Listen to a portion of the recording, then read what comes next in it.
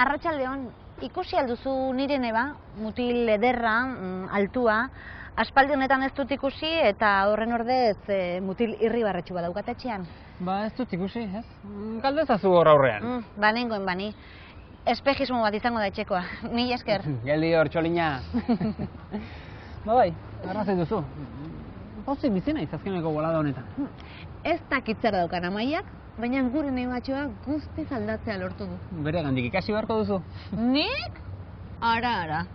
Nor arduratzen da zutaz egunero? Nork egiten dizkizu mimoak? Nork jasaten ditu zure purrustadak? Nork ematen dizkizu aholkurik onenak? Horixe behar dut. Ikusten? Bai, onena zara. Kontua da, laster Amaiaren urtebetetzea izango dela. Eta hementxe nago, zer oparitu ezin asmatu. Gure nebatxoak laguntza behar du orain ere. Asmatu duzu? Ba, sentitzen dut. Baina ezin nahi sartu bikote baten kontuetan. Pentsa, Amaiak egunen batean jakiten badu, oparia nik aukeratu nuela. Arrazoi duzu, baina oso galduta nago. Denetik dauka. Oparitu zeo zer pertsonala, zuk egindakoa. Asko gustatzen zaizkigu horrelako opariak. Zer egingo diat? Antxon, Amaiak lagundu dizudala... Bai. Badakit.